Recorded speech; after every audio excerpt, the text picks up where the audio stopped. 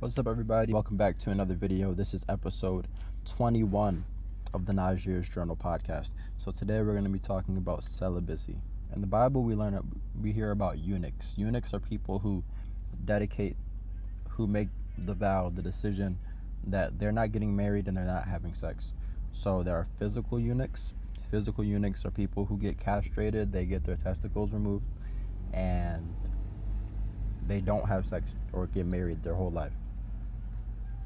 A spiritual eunuch is someone who's kind of like Paul, basically like Paul, who makes the decision, I'm not having sex my whole life, but we don't hear about him getting castrated or mutilated or having anything removed.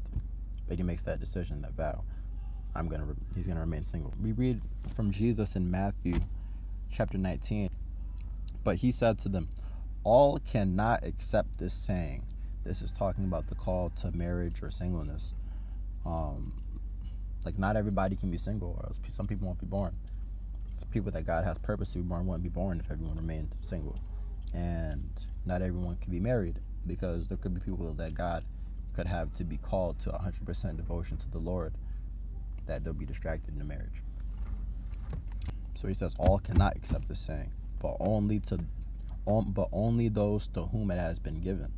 For there are eunuchs who were born. Eunuchs, again, were people who make that vow, not having sex and not getting married, who are born thus from their mother's womb. And there are eunuchs who are made eunuchs by men.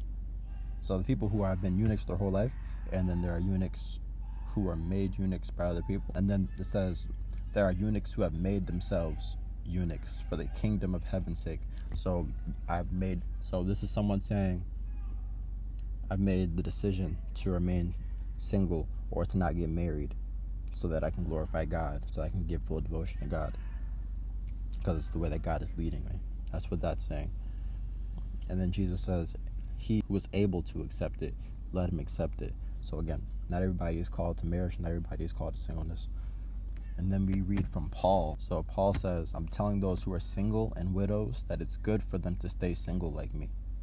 But if they can't control themselves, they should get married, because it's better to marry than to burn with passion.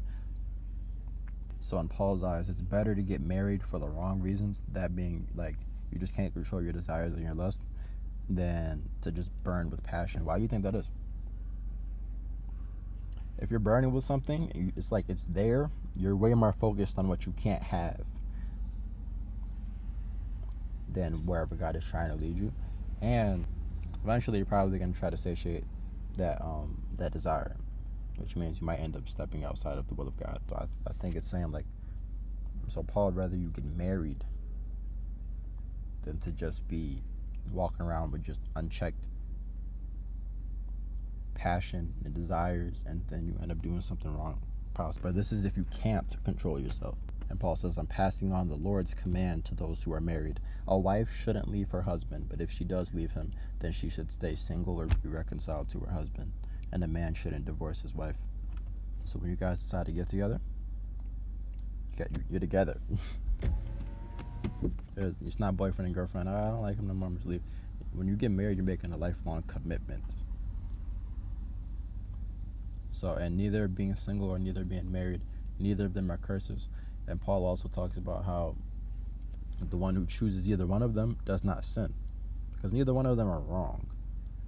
They have their pros and cons. So you really just want to move wherever God is leading you.